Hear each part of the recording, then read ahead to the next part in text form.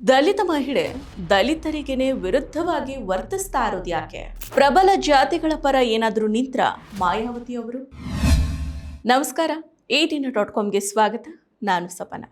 ಭಾರತೀಯ ಶಿಕ್ಷಣ ವ್ಯವಸ್ಥೆಯಲ್ಲಿ ಜಾತಿ ತಾರತಮ್ಯ ಅನ್ನೋದು ಅನೇಕ ದಶಕಗಳಿಂದ ಬೇರೂರಿರೋ ಒಂದು ಗಂಭೀರ ಸಾಮಾಜಿಕ ಸಮಸ್ಯೆ. ಪ್ರಾಥಮಿಕ ಶಿಕ್ಷಣದಿಂದ ಹಿಡಿದು ಉನ್ನತ ಅಧ್ಯಯನ ಸಂಸ್ಥೆಗಳವರೆಗೆ ಜಾತಿ ಆಧಾರಿತ ತಾರತಮ್ಯದ ಪರಿಣಾಮಗಳು ವಿಭಿನ್ನ ರೂಪಗಳಲ್ಲಿ ಕಾಣಿಸ್ಕೊಳ್ತಾ ಇದೆ.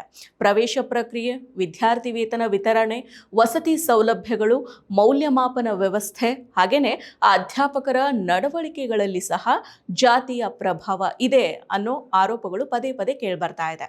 ವಿಶೇಷವಾಗಿ ದಲಿತ, ಆದಿವಾಸಿ ವಿದ್ಯಾರ್ಥಿಗಳು ಕ್ಯಾಂಪಸ್ಗಳಲ್ಲಿ ಸಾಮಾಜಿಕ ಒಂಟಿತನ, ಮಾನಸಿಕ ಒತ್ತಡ ಮತ್ತು ಅವಮಾನಕಾರಿ ವರ್ತನೆಗಳನ್ನು ಅನುಭವಿಸ್ತಾ ಇರೋ ಬಗ್ಗೆ ಹಲವಾರು ವರದಿಗಳು ಬೆಳಕಿಗೆ ಬಂದಿದ್ದಾವೆ. ಕೆಲ ಪ್ರಕರಣಗಳಲ್ಲಿ ಇವು ಆತ್ಮಹತ್ಯೆಗೂ ಕೂಡ ಕಾರಣ ಆಗಿರೋದು ದೇಶದ ಆತ್ಮಸಾಕ್ಷಿಗೆ ದೊಡ್ಡ ಆಘಾತ ಆಗಿದೆ. ವಿಶ್ವವಿದ್ಯಾಲಯಗಳಲ್ಲಿ ಜಾತಿ ಆಧಾರಿತ ತಾರತಮ್ಯ, ದೌರ್ಜನ್ಯಗಳು ಇತ್ತೀಚಿನ ದಿನಗಳಲ್ಲಿ ಸಿಕ್ಕಾಪಟ್ಟನೆ ಹೆಚ್ಚುತ್ತಾ ಇದೆ. ವಿಶ್ವವಿದ್ಯಾಲಯಗಳಲ್ಲಿನ ಜಾತಿ ತಾರತಮ್ಯಕ್ಕೆ ರೋಹಿತ್ ವೇಮುಲಾ ಸೇರಿದಂತೆ ಹಲವರು ಬಲಿಯಾಗಿದ್ದಾರೆ.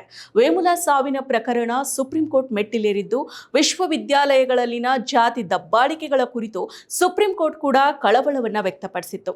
ಶಿಕ್ಷಣ ಸಂಸ್ಥೆಗಳ ಕ್ಯಾಂಪಸ್ನಲ್ಲಿ ಜಾತಿ ತಾರತಮ್ಯಗಳನ್ನು ತಡೆಯೋದಕ್ಕೆ ನಿಯಮಗಳನ್ನು ರೂಪಿಸುವಂತೆ UGCಗೆ ತಾಕೀತನ್ನ ಮಾಡಿತ್ತು. ಅದರಂತೆಯೇ UGC ನಿಯಮಗಳನ್ನು ರೂಪಿಸಿತ್ತು. ಇದೀಗ ಈ ನಿಯಮಗಳ ಸುತ್ತ ಕೆಲವು ಸಮುದಾಯಗಳು ವಿವಾದವನ್ನ ಸೃಷ್ಟಿ ಮಾಡಿದ್ದಾವೆ. ವಿಶ್ವವಿದ್ಯಾಲಯಗಳು ಮತ್ತು ಉನ್ನತ ಶಿಕ್ಷಣ ಸಂಸ್ಥೆಗಳಲ್ಲಿ ಜಾತಿ ತಾರತಮ್ಯವನ್ನ ತಡೆಯೋದಕ್ಕೆ ವಿಶ್ವವಿದ್ಯಾಲಯ ಅನುದಾನ ಆಯೋಗ ಅಂದ್ರೆ UGC ರೂಪಿಸಿರೋ ಉನ್ನತ ಶಿಕ್ಷಣ ಸಂಸ್ಥೆಗಳಲ್ಲಿ ಅಧಿಸೂಚಿತ ಉನ್ನತ ಶಿಕ್ಷಣ ಸಂಸ್ಥೆಗಳಲ್ಲಿ ಸಮಾನತೆಯ ಪ್ರಚಾರ ನಿಯಮಗಳು 2026 ರೂಪಿಸಿದೆ.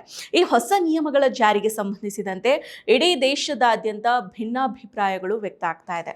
ಒಂದು ವರ್ಗ ಈ ನಿಯಮಗಳು ಅಗತ್ಯ ಅಂತ ಹೇಳ್ತಾ ಇದ್ರೆ, ಮತ್ತೊಂದು ವರ್ಗ ಈ ನಿಯಮಗಳಿಗೆ ವಿರೋಧವನ್ನ ವ್ಯಕ್ತಪಡಿಸ್ತಾ ಇದೆ. UGC ಸಿದ್ಧಪಡಿಸಿರೋ ಹೊಸ ನಿಯಮಗಳು ಸಾಮಾನ್ಯ ವರ್ಗಗಳ ವಿರುದ್ಧ ತಾರತಮ್ಯಕ್ಕೆ ಆಸ್ಪದವನ್ನ ನೀಡುತ್ತೆ ಅಂತ ಆಕ್ಷೇಪ ಮಾಡಿ ಹಲವರು ಸುಪ್ರೀಂ ಕೋರ್ಟ್ನಲ್ಲಿ ಅರ್ಜಿಯನ್ನ ಸಲ್ಲಿಸಿದ್ರು. ಈ ಅರ್ಜಿಯ ವಿಚಾರಣೆಯನ್ನ ಮುಖ್ಯ ನ್ಯಾಯಮೂರ್ತಿ ಸೂರ್ಯಕಾಂತ್ ಮತ್ತು ನ್ಯಾಯಮೂರ್ತಿ ಜೋಯ್ಮಲ್ಯ ಬಾಗ್ಚಿ ಅವರಿದ್ದ ಪೀಠ ವಿಚಾರಣೆಯನ್ನ ನಡೆಸಿದೆ.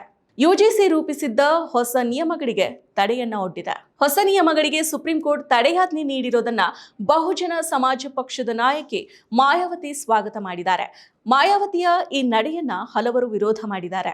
ಈ ಕುರಿತು ಎಕ್ಸ್ನಲ್ಲಿ ಪೋಸ್ಟ್ ಮಾಡಿರೋ ಬಹುಜನ ಸಮಾಜ ಪಕ್ಷದ ನಾಯಕಿ ಮಾಯಾವತಿ ಅವರು, ಇಡೀ ದೇಶದಾದ್ಯಂತ ಸರ್ಕಾರಿ ಮತ್ತು ಖಾಸಗಿ ವಿಶ್ವವಿದ್ಯಾಲಯಗಳಲ್ಲಿ ಜಾತಿ ಆಧಾರಿತ ಘಟನೆಗಳನ್ನು ತಡೆಗಟ್ಟೋದಕ್ಕೆ ವಿಶ್ವವಿದ್ಯಾಲಯ ಅನುದಾನ ಆಯೋಗ ಅಂದ್ರೆ UGC ಜಾರಿಗೆ ತಂದಿರೋ ಹೊಸ ನಿಯಮಗಳು ಸಮಾಜದಲ್ಲಿ ಉದ್ವಿಗ್ನತೆಯ ವಾತಾವರಣವನ್ನ ಸೃಷ್ಟಿ ಮಾಡ್ತಾ ಇವೆ. ಈ ಪ್ರಸ್ತುತ ಪರಿಸ್ಥಿತಿಯನ್ನ ಗಮನದಲ್ಲಿಟ್ಟುಕೊಂಡು ಸುಪ್ರೀಂ ಕೋರ್ಟ್ ಹೊಸ UGC ನಿಯಮವನ್ನ ನಿಷೇಧ ಮಾಡಿರೋ ನಿರ್ಧಾರ ಸೂಕ್ತ ಆಗಿದೆ ಅಂತ ಹೇಳಿದ್ದಾರೆ. ಇನ್ನು ಮುಂದುವರೆದು ಬರೆದುಕೊಂಡಿರೋ ಅವರು, UGC ಹೊಸ ನಿಯಮವನ್ನ ಜಾರಿಗೆ ತರೋ ಮೊದಲು ಸಮಾಜದ ಎಲ್ಲ ವರ್ಗಗಳನ್ನ ವಿಶ್ವಾಸಕ್ಕೆ ತೆಗೆದುಕೊಂಡು ಸಮಗ್ರ ಚರ್ಚೆಯ ಮೂಲಕ ನಿರ್ಧಾರವನ್ನ ಕೈಗೊಂಡಿದ್ರೆ ಇಂತಹ ಬಿಗುವಿನ ವಾತಾವರಣ ಸೃಷ್ಟಿಯಾಗೋದನ್ನ ತಪ್ಪಿಸಬಹುದಿತ್ತು ಅಂತ ಹೇಳಿದ್ದಾರೆ.